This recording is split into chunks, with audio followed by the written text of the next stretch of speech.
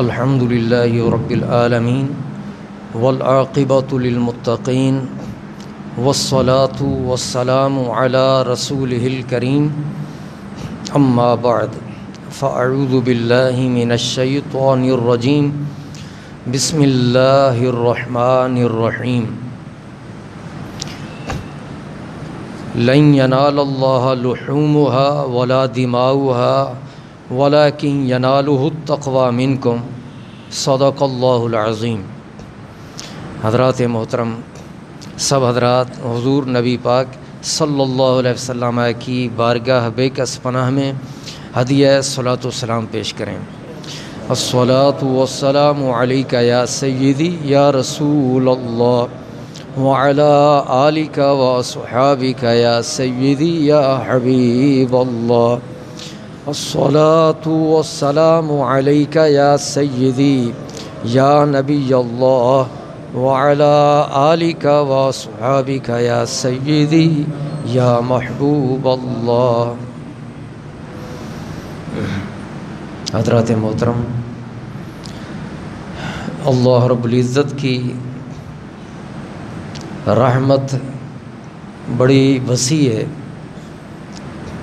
وہ رحمان بھی ہے اور وہ رحیم بھی ہے، اور ہمیشہ ہر وقت وہ رحمت فرما رہا ہے۔ ماضی میں بھی وہ رحمت کرتا رہا، اب بھی وہ رحمت فرما رہا ہے، اور آج کے بعد وہ پھر بھی رحمتیں کرتا رہے گا۔ اس لیے اللہ رب العزت نے پہلی آیت کے اندر بسم اللہ الرحمن الرحیم میں اپنا ذاتی نام لینے کے بعد 2 دفعہ رحمت والا نام لیا، ایک رحمان اور دوسرا رحیم۔ گزشتہ درس قرآن میں نے یہ ذکر کیا کہ اللہ رب العزت کی رحمت وہ کئی اعتبار سے ہے، اس کی مختلف شکلیں ہیں۔ کبھی اللہ رب العزت مستحق کے عذاب کو عذاب سے نجات دے دیتے ہے، یہ بھی اس کی رحمت ہے۔ کبھی اللہ جل مجدہ الکریم کسی کام کے نیت کرنے پر، ارادہ کرنے پر اجر و ثواب عطا فرما دیتا ہے، یہ بھی اللہ رب العزت کی رحمت ہے۔ اور کبھی اللہ جل مجدہ الکریم تھوڑی عبادت کے کرنے پر زیادہ عبادت کا ثواب عطا فرما دیتا ہے، یہ بھی اللہ رب العزت کی رحمت ہے۔ اور ایک چوتھی شکل بھی میں نے ذکر کی کہ عمل کے بغیر اللہ رب العزت اجر و ثواب عطا فرما دیتا ہے، یہ بھی اللہ رب العزت کی رحمت ہے۔ کہ عمل نہیں کیا، کوئی نیکی نہیں کی، لیکن اللہ رب العزت نے اس کو اجر اور ثواب عطا کیا، یہ اللہ رب العزت کی رحمت کا ایک پرتو ہے اور اللہ پاک کی رحمت کی ایک شکل ہے۔ گزشتہ درس قرآن کے اندر میں نے نیت کے حوالے سے بھی کچھ باتیں ذکر کی تھیں کہ اس کی کتنی برکتیں ہیں۔ حدیث پاک میں انما الاعمال بالنیات، اعمال کا دار و مدار نیتوں پر ہے۔ ایک حدیث پاک میں ہے کہ نیت المؤمن خیر من عملہ، ایماندار کی نیت اس کے عمل سے بھی کہیں زیادہ بہتر ہے۔ یعنی نیکیاں تو بہتر ہیں ہی، ان کے بہتر ہونے میں کوئی شک نہیں، لیکن نیت جو ہے وہ اعمال سے بھی زیادہ بہتر ہے۔ اور نیت اس کو کبھی حقیر نہ جانا جائے، نیت کو بے فائدہ نہ سمجھا جائے، نیت کو ایک ناکارہ عمل نہ سمجھا جائے، بلکہ یہ بڑے کام کی چیز ہے، بڑے فائدے والی بات ہے، اور یہ بڑی عظیم چیز ہے نیت، کہ چھوٹے عمل کو بڑا کر دیتی ہے۔ یہ نیت چھوٹے عمل کو بڑا کر دیتی ہے، اور یہ نیت تھوڑے عمل کو زیادہ کر دیتی ہے، اور یہ نیت جو ہے حقیر کو عظیم اور بابرکت بنا دیتی ہے۔ نیت قلت کو کثرت میں بدل دیتی ہے، قلت کو کثرت میں بدل دیتی ہے، اور حقارت کو عظمت میں بدل دیتی ہے۔ کہ کوئی حقیر چیز کیوں نہ ہو، جب نیت ہوگی اور پھر نیت بھی خالص ہوگی تو وہ چیز حقیر نہیں رہتی، وہ چیز قلیل نہیں رہتی، وہ عظیم ہو جاتی ہے اور وہ کثیر ہو جاتی ہے، بڑھ جاتی ہے، اور اس میں اضافہ ہی اضافہ ہوتا چلا جاتا ہے۔ اللہ رب العزت کے ہاں وہ عمل پھر چھوٹا عمل نہیں ہوتا، بلکہ اللہ رب العزت اس عمل کو ایک پہاڑ بنا دیتا ہے، اور پہاڑ کی شکل وہ اختیار کر لیتا ہے، اس نے چونکہ نیت اچھی کی ہوتی ہے۔ یہ جو میں نے آیہ مبارکہ برکت کے لیے تلاوت کی ہے، اس میں بھی اللہ رب العزت یہ فرماتا ہے لن ینال اللہ لحومها ولا دماؤها ولکن ینالہ التقوی منکم۔ اللہ رب العزت کو یہ قربانیاں جو کرتے ہیں ہم، یہ قربانیوں کے گوشت اور قربانیوں کے خون یہ نہیں پہنچتے، اللہ رب العزت کے ہاں تو تمہارا تقوی پہنچتا ہے، تمہارے دلوں کے اندر جو اللہ کا خوف ہے، جو پرہیزگاری ہے، یہ چیز رب کے ہاں پہنچتی ہے۔ اگر نیت تمہاری خالص ہوگی تو اللہ رب العزت بہت بڑا اجر عطا فرما دیتے ہیں۔ اور یہ قربانی کے حوالے سے نبی پاک صلی اللہ علیہ وسلم کا ایک ارشاد گرامی وہ یہ بھی ہے کہ کل قیامت کے دن اللہ رب العزت ان سواریوں کو، ان قربانیوں کو، یہ قربانی کرنے والوں کے لیے سواریاں بنا دے گا، اور ان سواریوں کے اوپر سوار ہو کر وہ قربانی کرنے والے وہ پل صراط عبور کر جائیں گے۔ اور یہ قربانیاں جو کرتے ہیں اس کی ایک برکت یہ بھی ہے کہ ان قربانیوں کے جانوروں کی کھالوں کے اوپر جس قدر بال ہوتے ہیں، اللہ رب العزت ان بالوں کی تعداد کے مطابق وہ نیکیاں عطا کر دیتے ہیں۔ یہ اس کا کرم ہے، یہ اللہ پاک کی رحمت ہے کہ وہ جو جانور ہے وہ ہم نے پیدا نہیں کیا، اس کو بنایا ہم نے نہیں، رب نے ہی بنایا ہے، رب نے ہی پیدا کیا۔ اور ہم جو پیسے دے کر جانور کو خریدتے ہیں، وہ دولت، وہ پیسے، وہ ہم خود تخلیق نہیں کرتے، ہمارے پاس جو پیسے آتے ہیں وہ بھی رب کی عطا ہے کہ رب ہی وہ ہمیں عطا کرتا ہے۔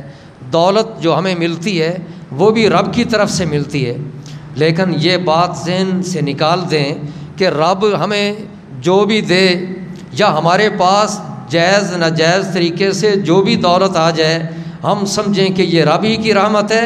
نہیں، رب کی رحمت وہ دولت ہے جو جائز طریقے سے ہو، حلال طریقے سے ہو، جیسے رب نے کمانے کا حکم دیا ہے اس کے مطابق ہو، تو اس کو سمجھیں کہ یہ رب کی رحمت ہے۔ اور یہ جو ہم حج کرتے ہیں، پیسہ خرچ کرتے ہیں، صدقہ و خیرات کرتے ہیں، اور یہ جو ہم قربانی کے جانور خریدتے ہیں، ان میں حلال کمائی سے جو ہم نے پیسہ کمایا ہے اس پیسے سے جو ہم یہ کام کریں گے وہی قابل قبول ہے، وہی اللہ پاک قبول فرماتا ہے۔ اگر ہم حرام طریقے سے کمائے ہوئے مال کو صرف کریں، صدقہ و خیرات کریں، اور پھر کہیں کہ اللہ رب العزت ہمیں اس کا اجر اور ثواب عطا کر دے، تو یہ اللہ پاک کی رحمت میں کمی نہیں، یہ تو ہم خود اللہ پاک کی رحمت کے آگے ہم نے باندھ دیے ہیں کہ وہ رب کی رحمت کو ہم لینا نہیں چاہتے۔ اللہ رب العزت کی رحمت تو وسیع ہے ہی، لیکن اگر ہم ایسے کرتوت کریں گے اور ہم ایسے کام کریں گے، حرکتیں کریں گے کہ ناجائز دولت کمائیں گے، تو پھر اللہ رب العزت کی رحمت سے جو محرومی ہوگی وہ ہماری طرف سے ہے، وہ کوتاہی ہمارے اندر ہے۔ ہم اس کو دور کرنے کی کوشش کریں۔ ہم جب وہ کوتاہی دور کریں گے، وہ خامیوں کو دور کریں گے، ان نقائص کو دور کریں گے، اور اپنے آمدن کو جائز اور حلال طریقے سے وہ حاصل کریں گے تو پھر دیکھنا کہ اللہ پاک کی رحمت کیسے ہوتی ہے۔ اللہ رب العزت تھوڑے مال کے اندر ہی برکتیں ڈال دیتے ہیں، اور وہ جو تھوڑی کمائی کا وہ اس کے پاس دولت آئی، پیسہ آیا، وہ اگر اس کو خرچ کرے گا اور اس میں سے بھی اگر تھوڑے سے تھوڑا بھی خرچ کرے گا تو اللہ رب العزت اس کو عظیم سے عظیم اجر اور ثواب عطا کرے گا، جس کا ذکر اللہ رب العزت نے جا بجا کیا ہے۔ پہلے بھی کئی دفعہ ذکر کیا کہ اللہ رب العزت مثالیں دے دے کے فرماتا ہے جو اللہ کے راستے میں خرچ کرتے ہیں تو وہ ایک دانے کی مانند ہے، اور وہ دانہ کے جو 7 سٹے اگائے، ہر سٹے کے اندر 100 دانہ ہو، اور اللہ پاک اس سے بھی کئی گنا وہ بڑھا دیتے ہیں۔ یہ ان کی بات ہے جو جائز کماتے ہیں، حلال کماتے ہیں، جن کے پاس حلال کی کمائی ہے، وہ اگر تھوڑا بھی خرچ کریں گے تو اللہ پاک عظیم اجر عطا کرے گا، اور اگر کوئی ناجائز طریقے سے کمائے اور حرام طریقے سے کمائے اور وہ اس کے پاس ڈھیروں مال اور دولت کے انبار ہوں، اور پھر وہ اس میں سے بڑے بڑے کام بھی کر لے ظاہری طور پر کہ دیکھنے والے اش اش کر اٹھیں کہ اس بندے نے دیکھو کتنے کام کر لیے، ان کاموں کا نہ دیکھا جائے، یہ دیکھا جائے کہ جس کمائی سے، جس دولت سے اس نے یہ کام کیے ہیں کیا وہ جائز بھی ہے یا ناجائز ہے۔ اگر وہ جائز ہے پھر تو ثواب ملے گا، رب کی رحمت بڑی وسیع ہے، پھر تو بہت ہی اللہ پاک کا کرم ہو جائے گا اس کے اوپر اور فضل ہو جائے گا۔ لیکن اگر اس نے ناجائز طریقے سے پیسے کو کمایا ہے، وہ ڈھیروں اس نے کیوں نہ کما لیا ہو، وہ ڈھیر جو دکھائی دے رہے ہیں وہ رحمت نہیں ہے، وہ سمجھیں کہ وہ زحمت ہے، وہ اس بندے کے گلے کا توق بنیں گے کل قیامت کے دن، اور اس بندے کو گھسیٹ کر دوزخ کی طرف لے جائیں گی وہ ساری دولت۔ اس لیے یہ سوچنا چاہیے کہ پہلی بنیادی شے وہ کیا ہے، حلال اور جائز کمائی۔ اگر حلال اور جائز کمائی ہوگی تو پھر آگے ثواب بھی مرتب ہوں گے، اور اگر ناجائز طریقے سے پیسے کو کمائیں گے تو وہ جو ہم قربانیاں لیتے ہیں، جانور خریدتے ہیں اور جانور کو ذبح بھی کر لیں اور اس کا گوشت بھی کھا لیں تو اس کا کوئی فائدہ نہیں۔ اس لیے یہ کہا جاتا ہے کہ سوائے گوشت کے اسے کچھ نہیں ملے گا۔ جیسے روزے کے بارے اللہ رب العزت فرماتا ہے کئی ایسے ہیں روزہ دار کہ ان کو بھوک کے علاوہ، ان کے ہاتھ پیاس کے علاوہ اور کچھ نہیں آیا، وہ بھوکے پیاسے تو رہے ہیں سارا دن لیکن ان کو بھوک اور پیاس کے علاوہ کچھ نہیں ملا، یعنی ثواب سے وہ محروم ہے۔ وہ ثواب سے کیوں محروم ہے؟ اس لیے کہ نیت کے اندر فطور ہے۔ اگر نیت کی نہیں کسی نے روزے کی، سارا دن بھوکا پیاسا رہے تو اسے کیا ثواب ملے گا؟ اور اگر کوئی نیت کرتا ہے لیکن وہ نیت خالص نہیں ہے، رب کی رضا کے لیے وہ روزہ نہیں رکھتا، دکھلاوے کے لیے کرتا ہے یا کوئی اور معاملہ اس میں آ جاتا ہے تو پھر وہ محروم رہے گا۔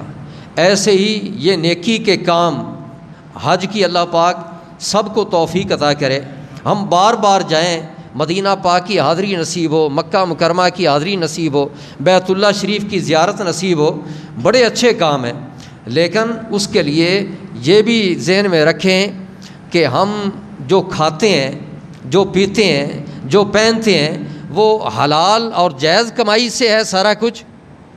اگر ناجائز طریقے سے سارا کچھ ہے، ہم نے اپنی نشو و نما جو ہے وہ حرام طریقے سے کی ہوئی ہے، پھر ہم وہاں حاضری دیں تو کس منہ سے حاضری دیں گے؟ اور پھر اگر ہم وہ پیسہ خرچ کریں گے تو وہ پیسہ تو رب کی ناراضگی کا باعث ہے۔ ہم وہ پیسہ خرچ کر کے اگر وہاں حاضر ہوں گے تو وہ حاضری ہماری قبول بھی ہے یا نہیں، اس بات پہ بھی غور کرنا ہوگا۔ خالی یہ ظاہر کر دینا اور وہاں پہ چلے جانا اور دنیا والوں کو بتا دینا کہ میں تو حاجی بن گیا، میں تو وہاں پہ مجھے اتنی بار جانے کی سعادت مل گئی، یہ کافی نہیں ہے۔ رب کی رحمت تو وسیع ہے، اس میں کوئی شک نہیں۔ قرآن مجید کے اندر اللہ کریم بار بار فرماتا ہے کہ میری رحمت وسیع ہے، لیکن رب کی رحمت وسیع ہونے کا غلط مطلب نہ لیا جائے۔ اللہ پاک کی رحمت تو وسیع ہے، ہاں جہاں رحمت نہیں پہنچ رہی سمجھیں کہ اس کے اندر ہماری طرف سے کوئی کمی ہے، ہماری طرف سے کوئی کوتاہی ہے، ہم اس کوتاہی کو دور کریں، اس کمی کو دور کریں، پھر دیکھنا کہ رب کی رحمت وہ کس طرح گلے لگا لیتی ہے اپنے بندوں کو۔ اللہ پاک کی رحمت بڑی وسیع ہے۔ اگر رب کی رحمت ہو جائے تو پھر اللہ جل مجدہ الکریم عزتیں بھی عطا فرماتا ہے، شہرت بھی عطا کر دیتا ہے۔ اللہ رب العزت اس کی دولت کے اندر برکتیں بھی پیدا کر دیتا ہے۔ اور جب اللہ رب العزت کی رحمت وہ روک جاتی ہے، اللہ پاک اپنی رحمت کو روک لیتا ہے، تو کسی کے پاس ڈھیروں مال بھی کیوں نہ ہو، کسی کے پاس اقتدار بھی کیوں نہ ہو، دولت ہو، اللہ رب العزت وہ دولت بھی چھین لیتا ہے، اقتدار بھی چھین لیتا ہے، وزارت بھی چھین لیتا ہے، وہ ساری چیزیں، عزت بھی چھین لیتا ہے، وہ ساری چیزیں وہ ختم ہو جاتی ہیں۔ کیوں؟ اس لیے کہ اللہ رب العزت کی رحمت سے وہ بندہ محروم ہو گیا ہے۔ اور محروم کیوں ہوا ہے؟ اس کے اندر کئی طرح کی وہ غلطیاں ہیں، کئی طرح کی کوتاہیاں ہیں۔ بس بندے کو یہ چاہیے جب بھی رب کی پکڑ میں آئے تو وہ یہ نہ سوچے کہ اللہ کی رحمت وہ جو ہے اس کے اندر کمی آ گئی ہے، بندہ یہ سمجھے کہ میرے اندر کمی تھی، وہ توبہ طائب ہو جائے، اللہ رب العزت کی بارگاہ میں معافی مانگے، اور جو اس نے جرائم کیے ہیں ان سے کنارہ کش ہو، اور جن کا اس نے مال لوٹا ہے وہ واپس کرے، اور جس کے اوپر زیادتی کی ہے ان سے معافی مانگے، جن کو قتل کیا ہے یا کروایا ہے ان کی معافی وہ ضروری ہے۔ پھر جا کر اللہ رب العزت کی جب اس کی طرف سے معافی مل جائے گی تو اللہ پاک کی رحمتیں پھر بھی مل جائیں گی۔ اللہ رب العزت کسی کو بھی اس دنیا کے اندر ہمیشہ کے لیے رحمت سے محروم نہیں کرتا۔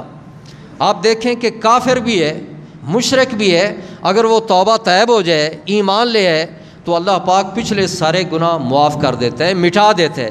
اثر نو وہ بندہ وہ آگے پروان چڑھتا ہے، اور رب کی رحمت کے سائے میں وہ آگے بڑھتا چلا جاتا ہے، پھر ترقی پا لیتے ہیں۔ تو اگر کبھی کسی کو اللہ رب العزت اپنی پکڑ میں لے لے تو بجائے اس کے کہ وہ ڈٹا رہے اور اوروں کے قصور وہ کہتا رہے، دیکھتا رہے کہ فلاں کا جرم اپنے جرم کو نہ دیکھے، اقرار نہ کرے، تو پھر ایسا بندہ ذلیل و خوار ہی ہوتا رہے گا۔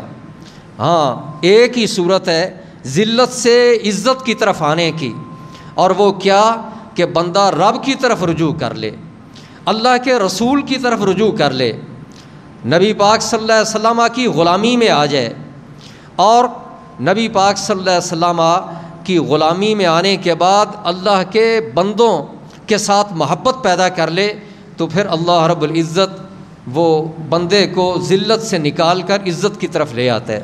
تو اللہ رب العزت کی رحمت وہ بڑی وسیع ہے۔ بندہ جب نیت درست کر لیتا ہے تو اللہ پاک تھوڑے عمل پر بھی اس کو زیادہ ثواب عطا کر دیتے ہیں۔ یہ قربانی قریب آ رہی ہے، حاجی صاحبان حج کے لیے جا رہے ہیں، اس لیے خاص طور پہ اس بات کا میں نے ذکر کیا ہے کہ اپنی دولت کو دیکھیں، یہ حرام طریقے سے تو نہیں اکٹھی کی گئی، وہ جو ہم کماتے ہیں نا، اور جائز ناجائز کو نہیں دیکھتے، اس میں ہمارا بھی نقصان ہے، صرف ہمارا نہیں، ہماری اولاد کا بھی نقصان ہے۔ وہ ہم جن کو کما کر حرام طریقے سے وہ حاصل کر کے ہم جن کو دے رہے ہیں، جن کی پرورش کر رہے ہیں، ان پر بھی اس کے اثرات ہوتے ہیں۔ تو اس لیے ہمیں چاہیے کہ ہم اپنی بھی فکر کریں، اپنی اولاد کی بھی فکر کریں، سب کے بارے سوچیں۔ اللہ پاک نے توفیق تو دی ہے، حج کرنے کی سعادت وہ نصیب ہو رہی ہے، قربانی کرنے کی سعادت نصیب ہو رہی ہے، لیکن یہ قبول اسی وقت ہوگی جب تقوی اور پرہیزگاری ہمیں نصیب ہوگی۔ حضرت آدم علیہ السلام کے 2 بیٹوں نے قربانی کی تھی نا، ایک بیٹے کی قربانی کو اللہ پاک نے قبول کر لیا، حضرت حابیل علیہ السلام کی قربانی کو، لیکن قابیل کی قربانی کو اللہ پاک نے رد کر دیا۔ یہ آدم علیہ السلام کے بیٹوں سے یہ سلسلہ چلا رہا ہے۔ ضروری نہیں کہ جو بھی قربانی کرے وہ قبول ہی ہو جائے، جو بھی قربانی کرے وہ قبول ہی ہو جائے۔ ایسے ہی ضروری نہیں کہ جس کو کبھی عزت مل جائے، دولت مل جائے، یا ملک مل جائے، سربراہی مل جائے، حکومت مل جائے، تو وہ سمجھے کہ رب کی میرے اوپر رحمت ہی ہے اور اس کا فضل اور کرم ہی ہے۔ بعض اوقات اللہ پاک امتحان لینا چاہتا ہے، تو امتحان کے اندر کامیابی جو ہے یہ ضروری ہے۔ کہ بندے کو اللہ پاک نے اقتدار بخشا تو کیا وہ رب کے حکموں کے مطابق ہی اس نے وہ سارے کام آگے کیے ہیں، یا اللہ پاک کے احکامات کو پس پشت ڈال دیا ہے اور اپنی مرضی کے مطابق اور غیروں کی خوشنودی حاصل کرنے کے لیے، دشمنوں رب کے جو دشمن ہیں ان کی خوشنودی حاصل کرنے کے لیے وہ سارے کام کر رہے ہیں، تو بندہ پھر پکڑ میں آ جاتا ہے، امتحان ہوتا ہے۔ تو اللہ رب العزت کسی کو اگر دولت دے دے تو وہ یہ دیکھے کہ میں اس سے جو آگے کام کر رہا ہوں وہ کام نیک ہی کیوں نہ ہو، اچھا کام ہی کیوں نہ ہو، لیکن دیکھ لے کہ میں جس پیسے سے وہ چیز لے رہا ہوں وہ پیسے حلال کے ہیں یا حرام کے ہیں۔ اپنی بھی فکر کی جائے، اولاد کی بھی فکر کی جائے۔ قربانی کرنا ہمارے اوپر واجب ہے، لازم ہے۔ اب اگر ہم نے ناجائز طریقے سے، ناجائز دولت سے جانور کو خرید لیا ہے تو اب اس جانور کی قربانی کریں گے تو وہ قربانی قبول نہیں ہوگی۔ اگر ہم ویسے ہی جانور کہیں سے چوری کر لیں اور چوری کا جانور وہ اپنے گھر لے آئیں اور قربانی کے دن اس کے گلے پر چھری پھیر دیں تو بظاہر تو اس نے وہی کام کیا ہے جو باقی ایماندار بھی کام کر رہے ہیں قربانی کرنے والے، لیکن اس کے عمل کو رب کی بارگاہ میں قبول نہیں کیا جائے گا، جبکہ دوسرے جو قربانی کرنے والے ہیں ان کی قربانیوں کو قبول کر لیا جائے گا۔ کیوں؟ اس لیے کہ فرق ہے کہ یہ جو قربانی کرنے والا ہے اس نے اس جانور کی قربانی کی ہے جو ناجائز طریقے سے جس جانور کو حاصل کیا گیا ہے۔ تو اسی طرح باقی معاملات بھی ہیں۔ حج کے لیے ہم جائیں تو جائز اور جو حلال کمائی ہے اس کو رب کی بارگاہ میں خرچ کریں اور اس سے آگے حج کریں گے تو اللہ رب العزت وہ قبول فرمائے گا۔ پھر تو برکتیں ہی برکتیں ہیں۔ وہ جو جتنی چیزیں فضیلت کی باتیں بیان کی گئی ہیں احادیث کے اندر، بیت اللہ شریف پہ ایک نگاہ ڈالیں تو اللہ رب العزت اس کے گناہ معاف کر دیتے ہیں، اور بندہ جب حج کر کے فارغ ہوتا ہے یوں ہو جاتا ہے کہ جس طرح کہ آج ہی وہ اپنی ماں کے پیٹ سے باہر آیا ہے، گناہوں سے بالکل پاک اور صاف ہو گیا ہے۔ یہ ایسے لوگوں کی بات ہے جو حلال جائز طریقے سے کماتے ہیں اور وہ دولت خرچ کر کے جاتے ہیں، اور اگر کوئی وہ حرام طریقے سے وہ کما کر اور پھر وہ بڑے اعزاز و اکرام کے ساتھ بھی چلا جائے اور 2-3 دن وہ مسجد نبوی کے اندر بھی بڑی عزت اور ٹھاٹ باٹ کے ساتھ جائے، اور وہاں میں نے دیکھا، اپنی آنکھوں سے دیکھا یہ نواز شریف کو کہ وہاں جاتا اور لوگ، ہمارے ہی لوگ، پاکستان کے لوگ، وہ مسجد نبوی کے اندر بیٹھے ہیں اور وہاں پہ بیٹھے جو ہی پتہ چلتا کہ وہ آ رہا ہے تو یہ کھڑے ہو جاتے اور کھڑے ہو کر ادھر سامنے گنبد خضرا ہے اور گنبد خضرا کی طرف یہ نہیں دیکھتے کہ کس بارگاہ میں ہم حاضر ہیں، ہماری توجہ کدھر ہونی چاہیے، دھیان کدھر ہونا چاہیے۔ یہ ایسے بدبخت لوگ کہ یہ جب وہاں پہنچتے ہیں تو وہ بھی بدبخت ہی ہے کہ وہاں پہنچ کر بھی جو بندے ایماندار بظاہر ہیں وہاں چلے گئے، نبی پاک کی بارگاہ میں حاضر ہیں، اور وہ ادھر سے نظریں اٹھا کر وہ ایسے لوگوں کی طرف نگاہ اٹھائیں تو بڑی وہاں افسوس ہوتا ہے۔ مجھے بھی کئی کہتے تھے کہ وہ نواز شریف آ گیا، فلاں آ گیا، بالکل میں جہاں بیٹھتا تھا وہاں قریبی یہ بھی نماز پڑھنے کے لیے وہاں جاتا تھا، لیکن میں نے ادھر کوشش نہیں کی کہ اٹھ کے دیکھوں، اور وہیں اپنی جگہ پہ بیٹھا رہتا، پڑھتا رہتا تھا۔ لیکن کئی جو ہیں آپس میں لڑتے بھی تھے، ظاہر ہے کوئی مخالف ہوتے ہیں، کوئی موافق ہوتے ہیں، ایک دوسرے میں وہاں لڑائی شروع ہو جاتی تھی۔ کوئی کہتا تھا کہ وہ تو یہ ایک روکتا دوسرے کو، کیوں کھڑا ہو گیا، بیٹھ جا۔ وہ کہتا کہ وہ ہمارے ملک کا بادشاہ ہے، ہمارے ملک کا وہ وزیر اعظم ہے، ہم اس کے استقبال کے لیے کھڑے ہو رہے ہیں۔ وہ پھر جواب میں عجیب عجیب باتیں کرتا، جیسے کہ ظاہر مخالف باتیں کرتے ہیں، اور پتہ بھی اب چل گیا سپریم کورٹ کے حوالے سے کہ وہ کیسا تھا، تو اس طرح کی باتیں کہ وہ تو پاناما کے حوالے سے باتیں وہاں شروع ہو جاتی۔ ادب کے یہ ساری باتیں خلاف ہیں۔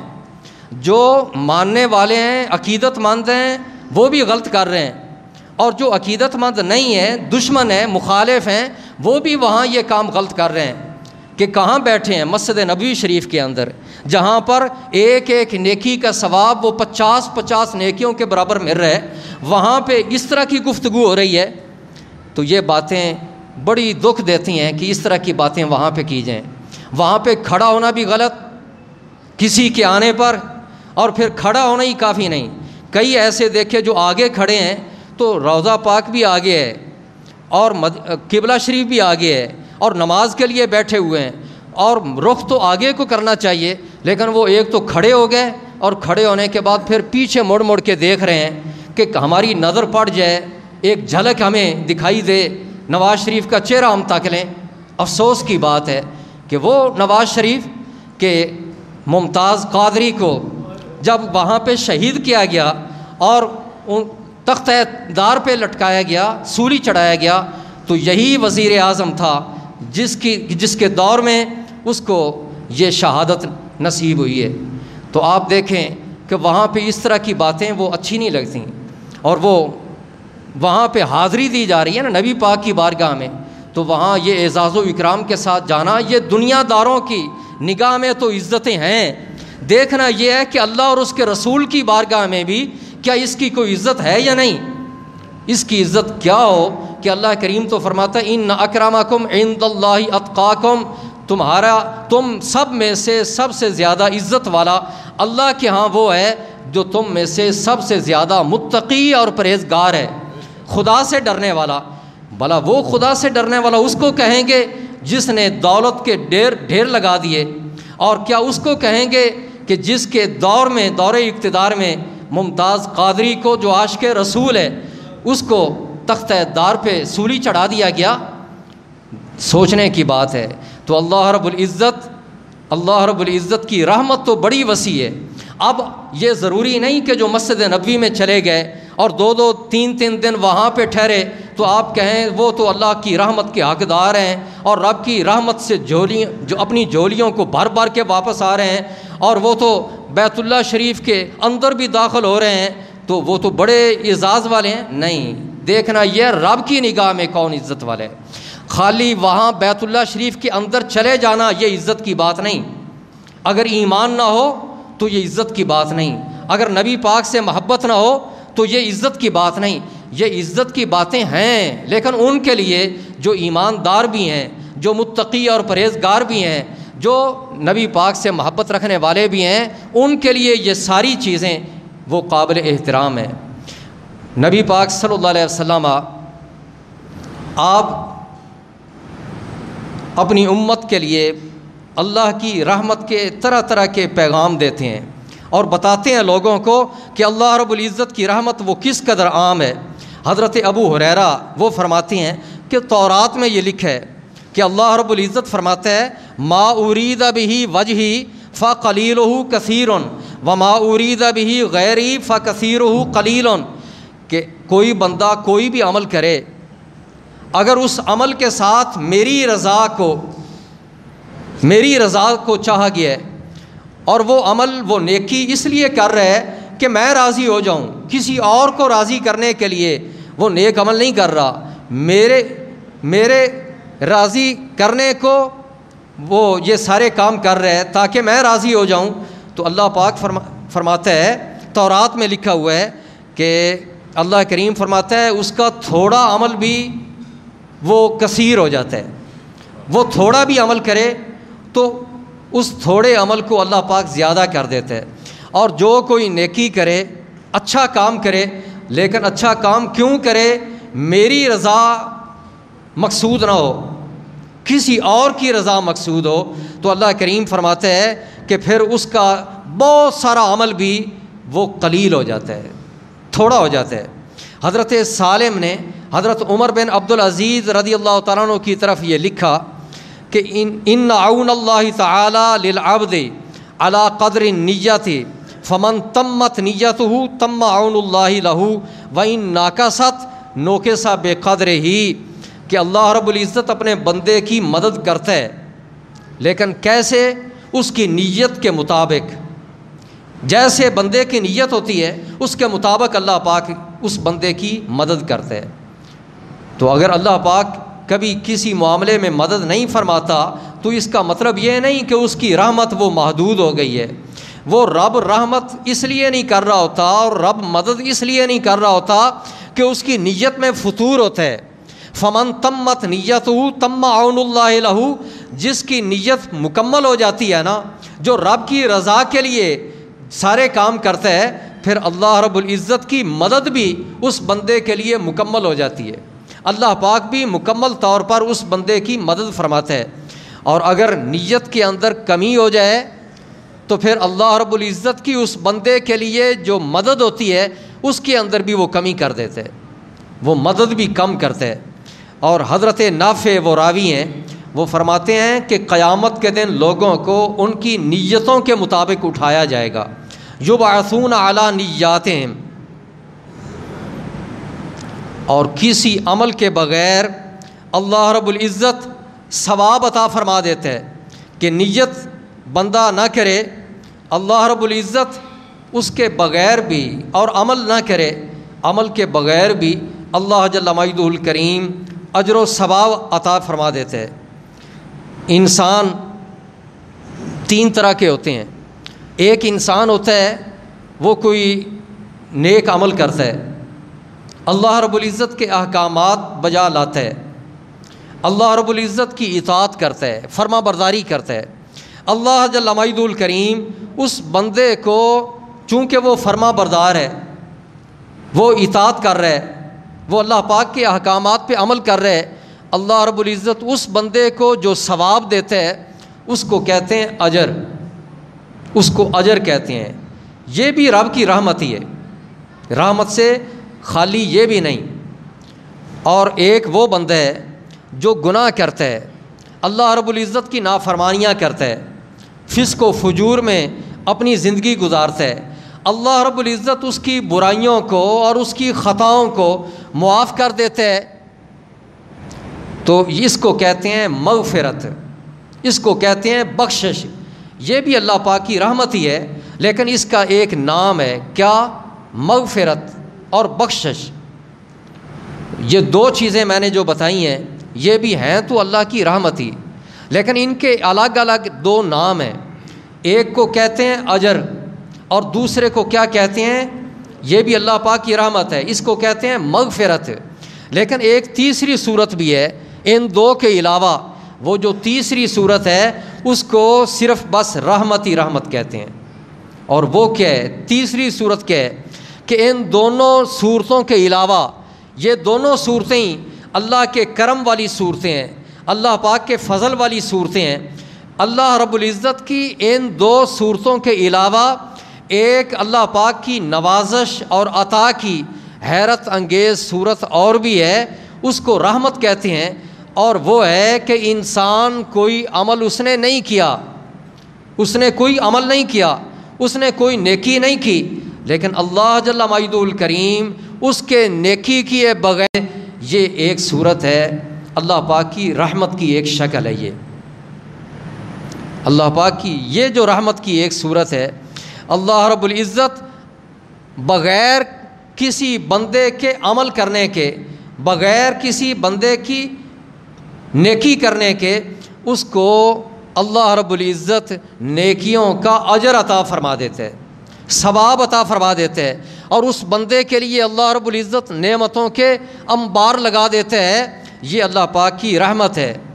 اللہ رب العزت قیامت کے دن خاص طور پر اس طرح کے کئی وہ رحمتیں وہ فرمائے گا۔ ایک حدیث پاک ہے کہ نبی پاک صلی اللہ علیہ وسلم ارشاد فرماتے ہیں، اور یہ بات ہے قیامت کے دن کی، اور یہ اس بندے کی بات ہے جس کو سب سے آخر میں دوزخ سے نکالا جائے گا، سب سے آخر میں دوزخ سے نکالا جائے گا، اور یہ مسلم شریف کی حدیث پاک ہے۔ اور نبی پاک صلی اللہ علیہ وسلم فرماتے ہیں کہ میں پہچانتا ہوں، دو حدیثیں مسلم شریف میں بیان ہوئی ہیں کتاب الایمان کے اندر، لیکن ایک حدیث میں الفاظ یہ ہیں کہ انی لعارف، میں پہچانتا ہوں، اور ایک حدیث پاک کے اندر یہ لفظ ہے انی لعالم، کہ میں ضرور جانتا ہوں، جانتا ہوں۔ میں کس کو جانتا ہوں؟ نبی پاک صلی اللہ علیہ وسلم فرماتے ہیں میں جانتا ہوں کہ دوزخ میں جتنے لوگ جائیں گے ان کو پھر نکالا بھی جائے گا، جن لوگوں کو، ان میں سے سب سے آخر میں جس دوزخی کو نکالا جائے گا میں اس کو بھی جانتا ہوں، جانتا ہوں۔ ایک روایت میں جانتا ہوں، ایک میں پہچانتا ہوں۔ پہچاننا اس سے بھی بڑھ کر ہوتا ہے۔ تو نبی پاک فرما رہے ہیں میں جانتا ہوں، پہچانتا ہوں۔ کس کو؟ جو سب سے آخر میں دوزخ کی آگ سے نکالا جائے گا۔ کس طرح پہچانتے ہیں؟ نبی پاک صلی اللہ علیہ وسلم، حضرت عبداللہ بن مسعود وہ راوی ہیں، نبی پاک صلی اللہ علیہ وسلم ارشاد فرماتے ہیں کہ انی لعلم آخر اہل النار خروجا منہا و آخر اہل الجنت دخولا الجنت۔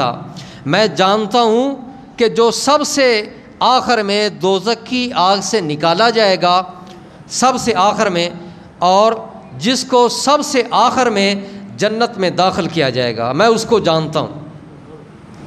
اس کے بعد آپ فرماتے ہیں، اس بندے کے بارے وضاحت کرتے ہیں کہ رجل یخرج من النار حبوا، کہ ایک شخص جو ہے وہ نکلے گا دوزخ کی آگ سے۔ کیسے نکلے گا؟ وہ اپنے کولوں کے بل وہ گھسٹتا ہوا وہ باہر آئے گا۔ جب باہر دوزخ کی آگ سے جب باہر آئے گا تو پھر جہنم سے نکلے گا، کنارے پہ کھڑا ہوگا تو فیقول اللہ عز وجل۔ ایک حدیث پاک میں نے پہلے بھی ایک درس قرآن میں ذکر کی تھی، وہ اور انداز میں تھی۔ تو اللہ رب العزت فرمائے گا اس بندے کو، کیا فرمائے گا؟ اذهب فادخل الجنت، جا، چلا جا۔ کدھر چلا جا؟ جنت میں۔ تو بھی چلا جا، داخل ہو جا جنت میں۔ اب وہ جو دوزخ کے کنارے پہ وہ دوزخ کی آگ سے باہر نکل آیا ہے، اللہ رب العزت اپنی رحمت سے اس بندے کو بھی فرمائے گا کہ تو چلا جا، جنت میں داخل ہو جا، جنت میں داخل ہو جا۔ یہ جنت میں جانا یہ بھی رب کی رحمت ہی سے ہے۔ نبی پاک صلی اللہ علیہ وسلم خود فرماتے ہیں کہ کوئی شخص بھی جنت میں داخل نہیں ہوگا، کسی کو اس کا عمل جنت میں داخل نہیں کرے گا، کوئی بندہ بھی جنت میں نہیں جائے گا سوائے رب کی رحمت کے۔ اور نبی پاک سے پوچھا گیا حضور آپ بھی؟ آپ نے فرمایا ہاں میں بھی، رب کی رحمت سے ہی جنت میں جاؤں گا۔ تو اللہ پاک کی یہ رحمت ہے۔ تو یہ اللہ رب العزت فرمائے گا اس بندے کو جو سب سے آخر میں دوزخ کی آگ سے باہر نکلے گا، اللہ کریم فرمائے گا اذهب فادخل الجنت، اے بندے اب تو جا، چلا جا اور داخل ہو جا، تو اندر چلا جا، جنت میں داخل ہو جا۔ جنت میں داخل ہونے کا اللہ پاک حکم دے دے گا۔ اور وہ جو 30ویں پارہ کے اندر آیت ہے نا کہ جو ایمان والے بندے ہوتے ہیں، اللہ کے نیک بندے، نفس مطمئنہ، کہ جن کے اللہ پاک نفوس ایسے بنا دیتے ہیں کہ جن کو ہر وقت اطمینان ہی رہتے۔ اقتدار والے، لٹیرے، ڈاکو اور چور ان کی باتیں نہیں، وہ تو ہر وقت ڈرتے رہتے ہیں، وہ تو یہ چھوٹوں سے بھی ڈرتے رہتے ہیں، دنیا کے اندر بھی ڈرتے رہتے ہیں۔ جو اللہ والے ہوتے ہیں ان کو خوف نہیں ہوتا، نہ وہ دنیا داروں سے ڈرتے ہیں، وہ آنکھوں میں آنکھیں ڈال کے باتیں کرتے ہیں دنیا داروں سے بھی۔ اور وہ بندے اللہ والے جو ہوتے ہیں ان کے نفوس مطمئن ہوتے ہیں، اور وہ جب اس دنیا سے روانہ ہو رہے ہوتے ہیں، کوچ کر رہے ہوتے ہیں، اپنی جان وہ رب کے حوالے کر رہے ہوتے ہیں اور ان کی روح قبض کی جا رہی ہوتی ہے، اس وقت بھی ان کے نفوس مطمئن ہوتے ہیں۔ انہیں پتہ ہے کہ آگے جائیں گے تو ہمارے لیے وہ نعمتیں ہی نعمتیں ہیں۔ ان اللہ کے نیک بندوں میں ہی بے شمار ہیں۔ یہ جناب صوفی غلام سرور رحمۃ اللہ علیہ انہی اللہ کے نیک بندوں میں ہیں۔ اور ان کی اہلیہ محترمہ صاحبزادگان کی والدہ جو انتقال کر گئیں گزشتہ دنوں، وہ بھی انہی میں سے ہیں، اللہ کے بندوں میں سے، اللہ کی بندیوں میں سے، کہ جن کو جب روح قبض ہوتی ہے تو یہ کہتے ہیں کہنے والے کہ یا ایھا النفس المطمئنہ ارجعی الی ربک، آ جا اپنے رب کی طرف آ جا، ارجعی الی ربک، کیسے کہ راضیۃ مرضیہ، اس حال میں کہ تو بھی راضی اور اس حال میں کہ تجھ پر رب بھی راضی، تو بھی راضی، تو رب پر راضی اور رب تجھ پر راضی، آ جا اور لوٹ اپنے رب کی طرف۔ فادخلی فی عبادی وادخلی جنتی، جنت میں داخلے کی بات بعد میں ہو رہی ہے۔ رب کی طرف سے پیغام یہ دیا جاتا ہے کہ میرے بندوں میں تو بھی داخل ہو جا، میرے بندوں میں تو بھی آ جا۔ اور یہ جناب صوفی غلام سرور رحمۃ اللہ علیہ کی اہلیہ محترمہ، یہ تو وہ ہیں کہ اس دنیا کے اندر ہی وہ اللہ کے بندے کے عقد میں آئی ہوئی تھیں، ان کے تحت تھیں، شامل تھیں، اور جب ان کا انتقال ہوا ہوگا تو پھر رب کی طرف سے یہ جو پیغام ملا وہ یہ کہ پہلے تو ایک بندہ مومن کے عقد میں تو تھی، اب آ میرے جتنے بھی نیک بندے ہیں ان کی جماعت کے اندر میں تجھے شامل کر رہا ہوں، جو نعمتیں جو برکتیں میں اپنے ان خاص بندوں کو عطا کر رہا ہوں وہ تجھے بھی عطا کروں گا۔ پہلے یہ فرمایا، اللہ کریم فرماتا ہے ان اپنے بندوں کو جن کی روح قبض کر رہا ہوتا ہے، فرماتا ہے فادخلی فی عبادی، میرے بندوں میں شامل ہو جا۔ جب وہ بندوں میں شامل ہو جاتا ہے وہ بندہ جو جس کی روح پرواز کر رہی ہوتی ہے اور اللہ کے بندوں میں وہ شامل ہو جاتا ہے تو پھر وادخلی جنتی، پھر کہا جاتا ہے اب آ جا جنت میں داخل ہو جا، جنت میں داخل ہو جا۔ تو یہ رب کی رحمت ہے، بندوں اللہ کے نیک بندوں میں داخل ہونا یہ بھی رب کی رحمت ہی سے ہے۔ وہ ایک دعا کے الفاظ ہی ہیں جن میں الفاظ یہ ہیں وادخلنی برحمتک فی عبادک الصالحین، اے مولا تو مجھے داخل کر لے اپنے نیک بندوں میں اپنی رحمت سے۔ تو نیک بندوں میں داخلہ، نیک بندوں میں شامل ہونا یہ بھی رب کی رحمت سے ہے، اور جنت میں داخلہ یہ بھی رب کی رحمت سے ہے، دونوں چیزیں رب کی رحمت سے ہیں۔ اور یہ بات بھی ذہن میں رکھیں کہ جو رب کی رحمت سے اللہ کے بندوں میں شامل ہو جائے لازمی طور پر وہ بندہ اللہ کی رحمت سے جنت میں بھی داخل ہوگا۔ یہ ہو نہیں سکتا کہ اللہ کے بندوں میں تو کوئی شامل ہو جائے پھر جنت سے محروم ہو، نہیں، جنت تو رب کے بندوں کے نام کر دی گئی ہے۔ تلک الجنت التی نورث من عبادنا من کان تقیا، اللہ پاک فرماتا ہے یہ جنت جو ہے اپنے بندوں میں سے جو متقی بندے ہیں ان کو ہم اس جنت کا وارث بنا دیتے ہیں۔ تو یہ جنت تو ہے ہی اللہ کے بندوں کی۔ جب اللہ پاک اپنی رحمت سے بندوں کو اپنے بندوں میں شامل کر لیتے ہیں تو وہ اللہ کے بندے پھر جنت میں بھی اللہ کی رحمت سے ضرور داخل ہو جاتے ہیں۔ اب اللہ کریم فرمائے گا فادخل الجنت، اچھا تو بھی چلا جا۔ کس کو فرمائے گا؟ جو سب سے آخر میں سارے جنتی لوگ جا چکے ہوں گے، ایک رہ گیا ہوگا جنتی، اور سارے دوزخی لوگ جن کو دوزخ سے نکالا جانا ہے وہ نکل چکے ہوں گے۔ آخر میں جو نکلے گا اس کو رب فرمائے گا کہ اب تو جا، چلا جا جنت میں۔ وہ جب جائے گا جنت میں تو قرآن پاک کے اندر ہے نا ایک مقام پہ 24ویں پارہ کے اندر کہ جب جنتی لوگ جنت میں جائیں گے تو دروازے جو جنت کے ہیں وہ پہلے ہی کھلے ہوئے ہوں گے، اور جو دوزخ میں دوزخی لوگ جائیں گے تو وہاں پہ دروازے بند ہوں گے۔ جو ہی وہ دوزخی لوگ وہاں پہنچیں گے دروازے کھلیں گے، وہ اندر چلے جائیں گے۔ جب اندر چلے جائیں گے پھر دروازے بند ہو جائیں گے، پھر دروازے بند ہو جائیں گے۔ تو یہ جنتی لوگ جب جاتے ہیں تو دروازے کھلے ہوتے ہیں۔ رب فرمائے گا کہ اے بندے تو چلا جا، داخل ہو جا جنت میں۔ اب جب رب فرمائے گا جنت میں داخل ہو جا تو بھلا وہ جنت میں جائے گا یا نہیں؟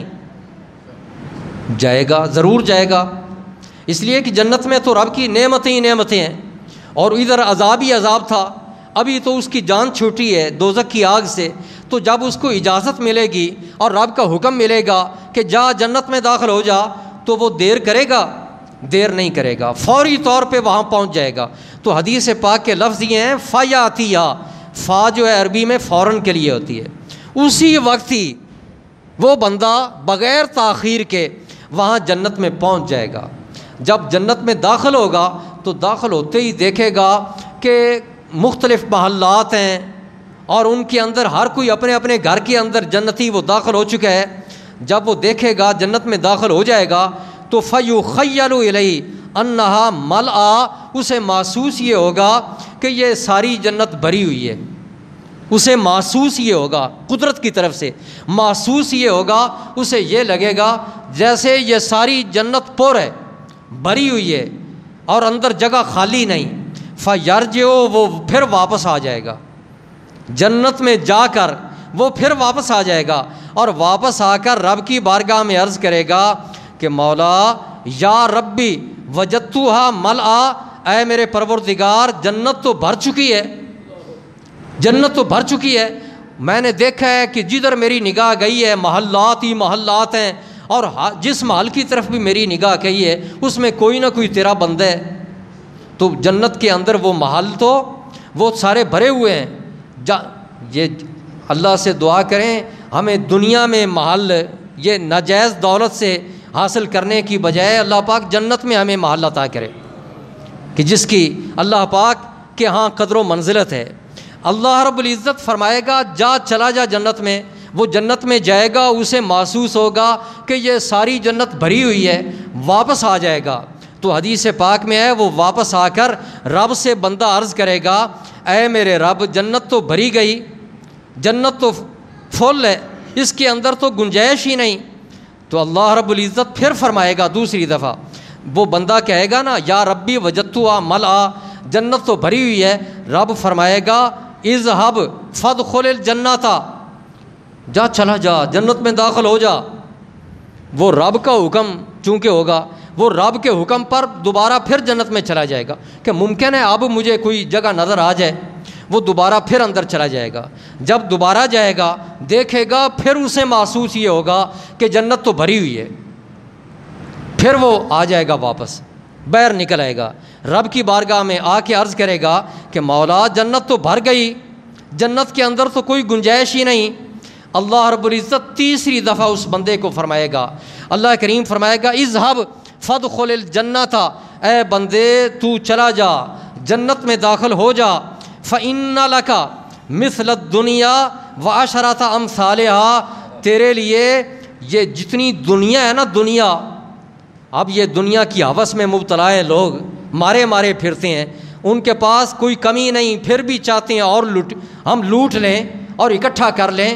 اللہ کریم فرمائے گا قیامت کے دن اے بندے تیرے لیے مثل الدنیا، یہ دنیا ساری کی ساری دنیا جتنی بھی ہے اس کے اندر کسی ایک ملک کے محل کی بات نہیں ہو رہی، کسی ایک ملک کی بات نہیں ہو رہی، ساری دنیا کی بات رب فرمائے گا کہ یہ ساری جتنی بھی دنیا ہے ساری کی ساری دنیا اتنا میں نے تجھ کو دے دیا، جتنی دنیا ہے اتنا میں نے جنت کے اندر تجھ کو دے دیا، اور اتنا ہی نہیں وعشرۃ امثالها، اتنا 10 گنا زیادہ میں نے تجھے دے دیا، 10 دنیا جتنا میں نے تجھے وہ بھی دے دیا۔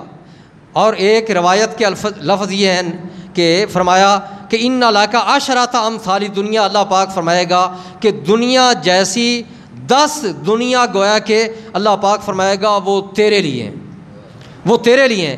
جب اس کو اتنا مل جائے گا تو وہ شخص رب کی بارگاہ میں یہ بات سن کے عرض کرے گا کہ میں تو اندر جا کے 2 دفعہ دیکھ کے آیا ہوں، جنت تو بھری ہوئی تھی، اور رب مجھے فرما رہا ہے کہ تجھے دنیا کی مثل میں نے دے دیا، تیرے لیے دنیا کی مثل ہے، اور دنیا کی مثل 10 وہ میں نے تجھے عطا کر دیں، اندر تو گنجائش ہی نہیں، جنت تو بھری ہوئی ہے، رب مجھے یہ فرما رہا ہے کہ اتنا میں نے تجھے دے دیا۔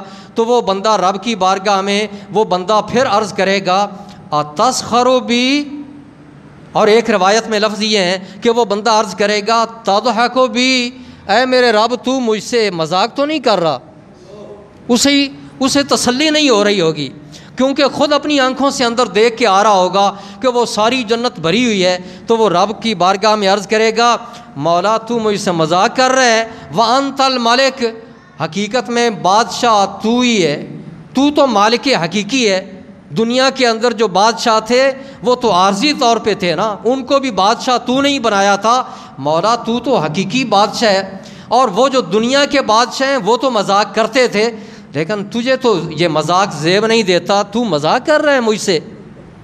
رب اتنی بات سن کر بھی ناراض نہیں ہوگا، یہ رب کی رحمت ہے، اتنا کچھ دے کر بھی ناراض نہیں، اور اللہ رب العزت کی یہ رحمت ہے۔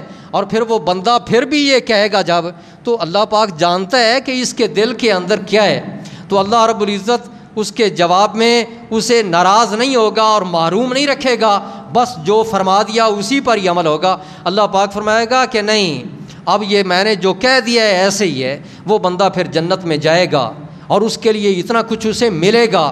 تو یہ حدیث کے راوی بیان کرتے ہیں کہ جب نبی پاک صلی اللہ علیہ وسلم نے اس شے کو بیان فرمایا نا صحابہ کرام کے سامنے، تو لقد رأیت رسول اللہ صلی اللہ علیہ وسلم ضاحکا حتی بدت نواجذہ، کہ میں نے دیکھا رسول اللہ صلی اللہ علیہ وسلم کو کہ آپ بھی مسکرا پڑے، آپ بھی مسکرا پڑے، کہ وہ بندہ قیامت کے دن، اور اس بندے کی بات ہو رہی ہے جس کے بارے شروع میں نبی پاک نے یہ بتا دیا ہے کہ میں اس بندے کو جانتا ہوں، پہچانتا ہوں۔ اور نبی پاک وہ ساری بات کر کے وہ آخر میں فرماتے ہیں جب وہ بندہ وہ یہ کہے گا نا کہ اے مولا تو مجھ سے مذاق کر رہا ہے، تو تو مالک حقیقی ہے، تو اس وقت نبی پاک کو میں نے دیکھا جب آپ نے یہ بیان فرمایا، تو راوی بیان کرتے ہیں میں نے دیکھا کہ آپ مسکرائے، اتنا مسکرائے کہ آپ کے دانت مبارک وہ بھی ظاہر ہو گئے، نبی پاک صلی اللہ علیہ وسلم کے دندان مبارک بھی ظاہر ہو گئے۔ آپ خوب ہنسے اس بات پہ کہ وہ قیامت کے دن وہ بندہ رب کی اتنی رحمت وسیع کو دیکھ کر وہ اس قدر وہ بات کر لے گا، تو نبی پاک مسکرائے۔ اور نبی پاک فرماتے ہیں کہ ذاک ادنی اہل الجنت منزلہ، کہ یہ ایک جنتی کا سب سے کم درجہ ہے، یہ جنتی کا جو سب سے کم درجہ ہے نا وہ یہ ہے کہ دنیا کی مثل کتنا 10 گنا مثل وہ اس کو ملے، جنتی کو یہ کم درجہ ہے۔ تو جو اعلیٰ درجے والے ہیں ان کی شان کیا ہوگی، ان کی عظمت کیا ہوگی۔ تو یہ سارا کچھ رب کی رحمت ہی سے ہوگا۔ تو رب کی رحمت کا ہم اندازہ بھلا کیسے کر سکتے ہیں؟ رب کی رحمت تو اتنی وسیع ہے، اتنی وسیع ہے کہ ہماری عقل کے اندر وہ آ ہی نہیں سکتی، ہم اسے سمجھ ہی نہیں سکتے کہ اللہ رب العزت کی رحمت وہ کس قدر ہے۔ اور دوسری روایت کے اندر اسی کے ساتھ جو حدیث پاک ہے اس کے اندر بھی الفاظ اسی طرح کے ملتے جلتے ہیں۔ اس میں اللہ کریم الفاظ یہ اللہ کریم فرمائے گا ان طالق فادخل الجنہ، ادھر اذهب کا لفظ ہے، ادھر ان طالق کہ تو جا اور جنت میں داخل ہو جا۔ اور اس پہ روایت کے اندر الفاظ اس طرح کے آتے ہیں وہ جائے گا، جنت میں داخل ہوگا، فیجد الناس قد اخذوا المنازل، وہ لوگوں کو دیکھے گا کہ اپنے اپنے گھروں میں وہ رہ رہے ہیں۔ تو اللہ کریم کی بارگاہ میں وہ لوٹ کے آئے گا، اللہ کریم اس بندے کو فرمائے گا اتذکر الزمان الذی کنت فی، کیا تجھے یاد ہے وہ زمانہ، وہ گھڑیاں کہ جو تو گزار کے آیا، تجھے پچھلا زمانہ یاد ہے؟ اس بندے سے رب فرمائے گا تجھے یاد ہے، دنیا یاد ہے، قبر یاد ہے، یہ دوزخ میں تو جلتا رہا اور عذاب میں مبتلا رہا، تجھے یاد ہے گزشتہ زمانہ تجھے ہے؟ تو وہ بندہ عرض کرے گا رب کی بارگاہ میں ہاں مولا مجھے بہت یاد ہے، اور میں نے جو وقت گزار کے آیا ہوں وہ بڑے مشکل مرحلے تھے، کٹھن منزلیں تھیں، جہاں سے گزر کے میں یہاں پہنچا۔ دنیا کے اندر بھی مصیبتیں تھیں، پریشانیاں تھیں، قبر کے اندر بھی تاریکیاں تھیں، اور پھر یہاں میں دوزخ کے اندر بھی رہا، وہاں بھی آگ بڑی سخت تھی۔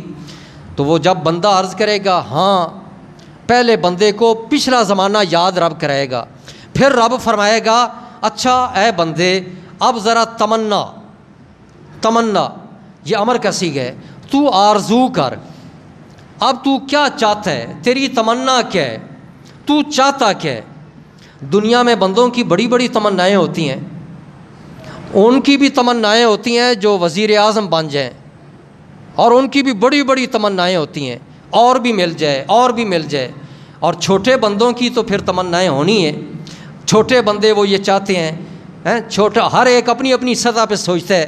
کوئی یہ کہتا ہے چلو مجھے جو ہے ممبر بن جاؤں، کوئی کہتا ہے ممبر اسمبلی بن جاؤں، رکن بن جاؤں، کوئی کہتا ہے چلو میں وزیر بن جاؤں، کوئی کہتا ہے کہ چلو میں وزیر اعلیٰ بن جاؤں۔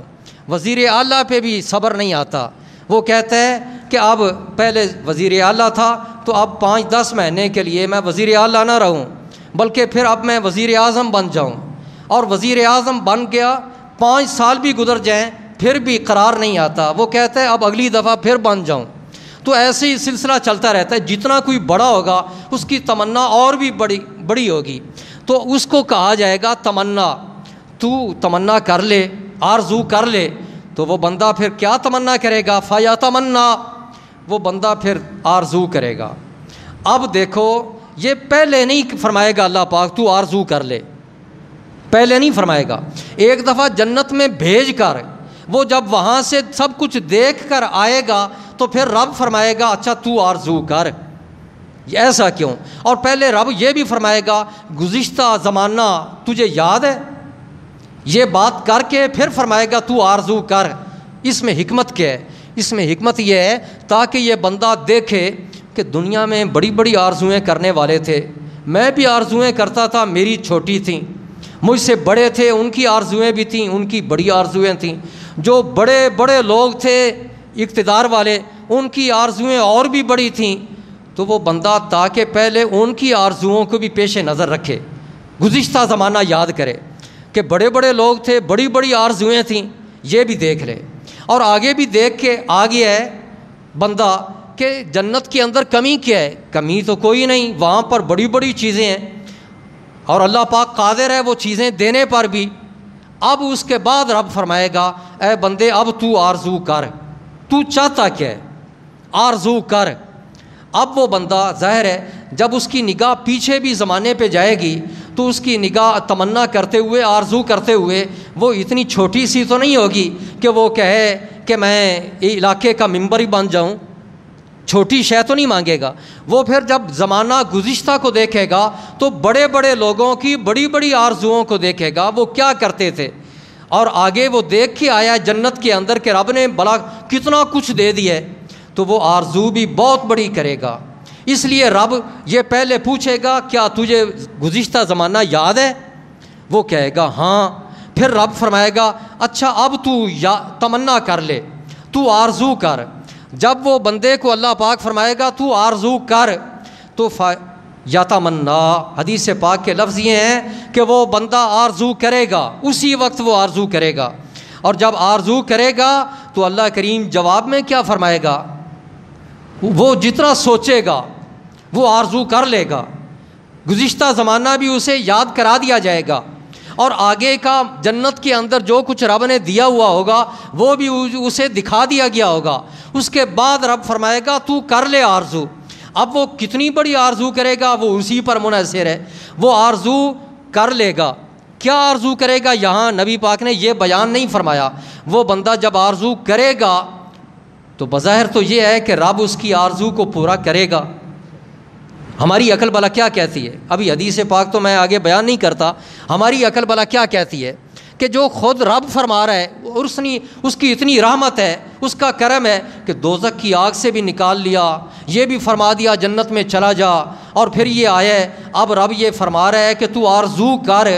بھلا وہ آرزو کرے گا تو اللہ پاک اس کی آرزو کو پورا کرے گا یا نہیں؟ ہماری عقل کیا کہتی ہے؟ اللہ پاک ضرور پورا کرے گا۔ رب کی رحمت محدود تو نہیں ہے نا، وہ رحمت کی، اللہ پاک کی رحمت بڑی وسیع ہے۔ جب رحمت وسیع ہے تو پھر رب نے کہا قیامت کے دن فرمائے گا تو آرزو کر، اور وہ آرزو کرے گا، جو بھی آرزو کرے گا۔ تو اللہ پاک ہر آرزو کے پورا کرنے پر قادر ہے نا، جب قادر ہے تو اللہ پاک اس کی آرزو کو پورا کرے گا نا۔ جب پورا کرے گا، ہماری سوچ تو یہی کہتی ہے کہ رب اس کی تمنا کو پورا کر دے گا۔ اب نبی پاک کیا فرماتے ہیں، حدیث پاک کے لفظ کیا ہیں، اور جو نبی پاک فرما رہے ہیں ہمارا عقیدہ ہے آپ بالکل درست فرما رہے ہیں، اسی طرح ہی ہوگا۔ نبی پاک فرماتے ہیں وہ بندہ آرزو جب کر لے گا تو رب فرمائے گا اپنے اس بندے کو لَكَ الَّذِي تَمَنَّيْتَ، کہ جو تو نے آرزو کی وہ تیری آرزو پوری ہو گئی۔ لَكَ الَّذِي تَمَنَّيْتَ، جو تو نے آرزو کی وہ تیرے لیے ہے، وہ تجھ کو مل گئی، وہ آرزو تیری پوری ہو گئی۔ اچھا یہ بہت بڑی بات ہے نا کہ جو اس نے وہ آرزو کرے گا رب نے اس کی آرزو کو پورا کر دیا۔ یہ رب کی بڑی وسیع رحمت ہے نا کہ اس کو کہہ دیا، فرما دے گا اللہ پاک تو کر لے آرزو، وہ جو بھی آرزو کرے گا اللہ پاک فرما دے گا لَكَ الَّذِي تَمَنَّيْتَ، کہ تیرے لیے ہے جو تو نے آرزو کر لی۔ یہ رب کی رحمت بڑی وسیع ہے، بڑی وسیع ہے، بھلا کوئی اندازہ لگایا جا سکتا ہے؟ نہیں لگایا جا سکتا، کہ جو بھی وہ آرزو کرے گا رب اس کی آرزو کو پورا کر لے گا۔ یہ رب کی رحمت، اتنی بات سن کر بھی ہمیں لگ رہا ہے کہ رب کی رحمت بڑی ہی وسیع ہے، ہماری عقل میں آنے والی نہیں، لیکن نبی پاک اس کے بعد کوئی اور بھی بات فرما رہے ہیں کہ اللہ رب العزت صرف اتنا ہی نہیں فرمائے گا لَكَ الَّذِي تَمَنَّيْتَ، اے بندے جو تو نے آرزو کی میں نے اسے پورا کر دیا، بلکہ اللہ کریم اس کے ساتھ پھر اور بھی فرمائے گا۔ یہ اللہ پاک کی رحمت کی انتہا ہو گئی کہ رب فرمائے گا لَكَ الَّذِي تَمَنَّيْتَ وَعَشَرَةُ أَضْعَافِ الدُّنْيَا، اللہ کریم فرمائے گا کہ اے میرے بندے جو تو نے آرزو کی، وہ چھوٹی بھی آرزو ہو سکتی ہے، بڑی بھی آرزو ہو سکتی ہے، جو بھی تو نے آرزو کی وہ تیری آرزو بھی میں نے پوری کر دی، اور اس کے علاوہ 10 گنا زیادہ دنیا جتنی بھی ہے اس کا 10 گنا وہ میں نے تجھے وہ بھی عطا کر دیا۔ 10 گنا یہ دنیا 10 گنا یہ بھی تجھے عطا کر دیا۔ اتنا کچھ رب عطا فرما دے گا اور اس بندے کو فرمائے گا کہ اب تو چلا جا جنت کے اندر، اور اسی طرح پھر آگے بات ہے، وہ بندہ کہے گا کہ تو مذاق تو نہیں کر رہا، تو بادشاہ ہے۔ تو اللہ رب العزت کی رحمت اس قدر وسیع ہے کہ ہمارے وہم و گمان میں بھی نہیں، ہم جتنا بھی سوچ لیں ہماری سوچ جواب دے جائے گی، لیکن اللہ رب العزت کی رحمت اس سے بھی آگے بڑھ کر ہے۔ اللہ جل مجدہ الکریم ہم سب کو اپنی ان عمومی رحمتوں سے بھی نوازے اور خاص رحمتوں سے بھی ہم سب کو نوازے، اور اللہ جل مجدہ الکریم ہم سب کو یہ توفیق عطا فرمائے اپنی رحمت سے کہ ہم حلال اور جائز طریقے سے کمائیں، اور اللہ رب العزت اپنی رحمت سے ہمیں جائز اور حلال طریقے سے قربانی کے جانور وہ خریدنے کی اور حج کے لیے پیسہ لگانے کی توفیق عطا کرے، صدقہ و خیرات کرنے کی، اور اللہ جل مجدہ الکریم پھر وہ ہماری قربانیاں، ہمارے حج، ہمارے عمرے اور یہ نیک کام صدقہ و خیرات اپنی بارگاہ میں قبول و منظور فرمائے۔ اللہ جل مجدہ الکریم ہمیں اپنے نیک، مقبول اور محبوب بندوں میں شامل فرمائے۔ وآخر دعوانا ان الحمد للہ رب العالمین۔ اللہم صلی علی سیدنا و مولانا محمد وعلی آل سیدنا و مولانا محمد وبارک وسلم وصلی علیہ۔ ایک دفعہ سورہ فاتحہ 3 بار، سورہ اخلاص اول آخر درود پاک پڑھیں، اور یہ صاحبزادگان کی والدہ محترمہ ان کے ایصال ثواب کے لیے۔ بسم اللہ الرحمن الرحیم۔ اللہم صلی علی سیدنا محمد وبارک وسلم وصلی علیہ۔ اعوذ باللہ من الشیطان الرجیم۔ بسم اللہ الرحمن الرحیم۔ الحمد للہ رب العالمین الرحمن الرحیم مالک یوم الدین۔ ایاک نعبد و ایاک نستعین۔ اہدنا الصراط المستقیم صراط الذین انعمت علیہم غیر المغضوب علیہم ولا الضالین آمین۔ قل هو الله احد الله الصمد لم يلد ولم يولد ولم يكن له كفوا احد۔ قل هو الله احد الله الصمد لم يلد ولم يولد ولم يكن له كفوا احد۔ من قل الناس كفوا احد الله۔ پاک پروردگار سورہ فاتحہ اور سورہ اخلاص اور اس محفل پاک کا جو ثواب ہے، پاک پروردگار اس میں پاک پروردگار تیری رحمتوں کا ذکر ہوا، تیرے فضل کا ذکر ہوا، تیرے کرم کا ذکر ہوا۔ پاک پروردگار سب کا ثواب حضور پر نور سید عالم صلی اللہ علیہ وسلم کی پاک روح کو پہنچا۔ آپ کے بطفیل تمام انبیاء و مرسلین، صحابہ کرام، اہل بیت اعظام اور نبی پاک صلی اللہ علیہ وسلم کی ساری امت کی ارواح کو ثواب پہنچا، اپنے نیک، مقبول اور محبوب بندوں کی ارواح کو ثواب پہنچا، اور پاک پروردگار صوفی غلام سرور رحمۃ اللہ علیہ کی روح کو ثواب پہنچا، اور ان کی اہلیہ محترمہ کی روح کو ثواب پہنچا دے۔